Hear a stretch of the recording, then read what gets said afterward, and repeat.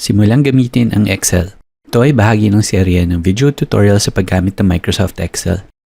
Upang mapadali ang inyong pagsabay sa aralin, maaaring i-download ang sample at exercise files mula sa Tecnotito website. Makikita ang link sa video description sa ibaba. Sa araling ito, aalamin natin ang mga sumusunod. Ano ang Spreadsheet? Ano ang Microsoft Excel? Ano ang mga bahagi ng Graphical User Interface o GUI nito? Paano mag-enter ng data sa Excel? Paano mag-save ng Excel worksheet? At paano isara ang Excel? Ano ang Spreadsheet? Ang Spreadsheet ay ang software na ginagamit upang magsaayos at magproseso ng data ng naka-tables o tabular format. Gamit ang tables, inaayos ang datos o impormasyon gamit ang columns at rows. Ang columns ay ang mga hanay patayo at ang mga rows naman ang mga hanay pahalang.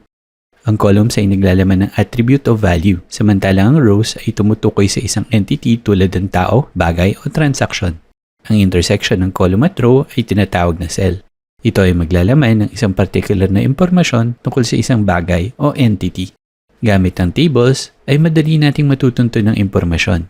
Sa halimbawa, kung nais nating malaman ang edad ng asong nagngangalang Obet, ay kailangan lang nating tingnan ang row na naglalaman ng pangalan at hanapin ang datos sa ilalim ng age column. Ano ang Microsoft Excel? Ang Microsoft Excel ay ang specialized spreadsheet application ng Office.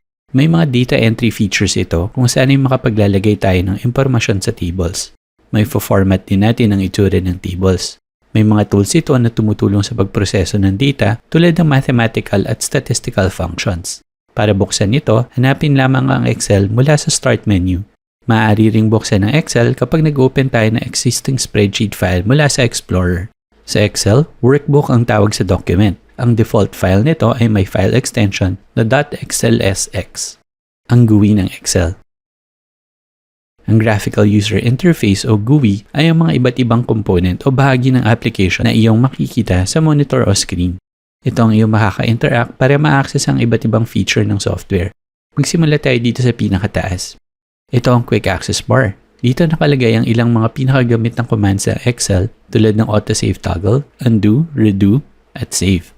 Ito naman ang Title Bar. Ipinakikita nito ang pangalan ng nakabukas na Excel worksheet. Katabi nito ang Search Bar. Maaaring maglagay ng search terms kung may hinahanap kang command o feature sa Excel. Sa may bandang kanan, makikita ang Sign In button. Gamit ito para makasign in sa Microsoft 365 gamit ang iyong Microsoft account. Naka-sign in tayo ngayon sa ating account. Sa itaas pa din, dito makikita ang tabs. Ito ay ang grouping o pagkagrupo ng mga commands at features sa Excel base sa kanilang gamit. Sa baba nito, makikita ang maraming icons sa ribbon. Dito nakalatag ang mga commands, features at options sa kada tab. Ito naman ang formula bar. Ipinakikita nito ang current cell at ang data na naka-enter dito. Sa gitna ng window ay ang worksheet area. Kung sa Word ay may pages ang document, sa Excel ay may worksheets ang ating workbook. Sa worksheet area makikita ang active sheet.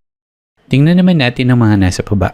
Sa bandang kaliwa makikita ang sheet tab. Dito maaaring mag-select o magdagdag ng additional worksheets sa ating workbook. Sa bandang kanan makikita ang zoom control. Dito maa-access ang commands para palitan ng view ng workbook. Maaaring mag-zoom in at out kung sakaling lakihan o liitan ang pag-display ng spreadsheet sa screen. Pag-enter ng data. Sa Excel, ang ating mga columns ay tinutukoy gamit ng alphabet at ang rows naman ay gumagamit ng numbers. Upang tukuyin ng specific cell, ginagamit natin ang kombinasyon ng mga ito upang mabuo ang cell address. Halimbawa, ang pinakaunang cell sa worksheet ay may address na A1. Upang maglagay ng data sa worksheet, mag-select lamang ng cell gamit ang mouse cursor o keyboard arrow keys. Ang active cell ay magkaka-highlight sa paligid nito. Makikita rin sa formula bar ang address ng active cell. Mag-type ng data gamit ang keyboard. Pindutin ang Enter upang makomplete ang ating paglagay ng data sa cell. Kusang uusog ang active cursor sa susunod na row. Subukan nating ilagay ang datos mula sa halimbawa.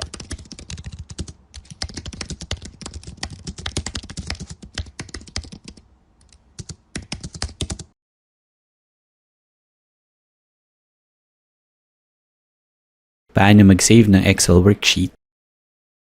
Para maging permanente ang ating workbook, kailangan natin itong isave sa ating computer.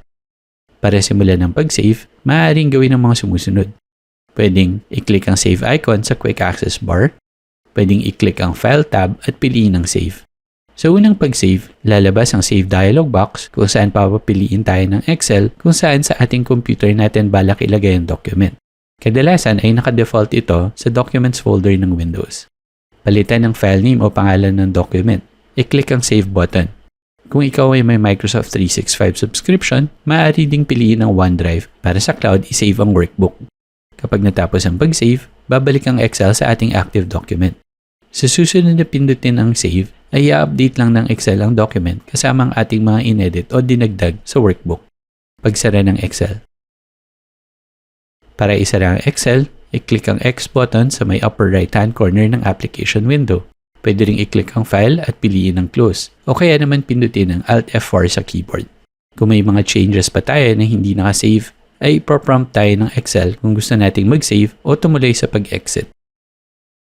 Kung nagustuhan nyo ang video na ito, i-click ang like button sa ibaba ng video. Para sa iba pang mga tutorial, mag-subscribe upang makatanggap ng notification tuwing may update. Yan lamang muna. Salamat!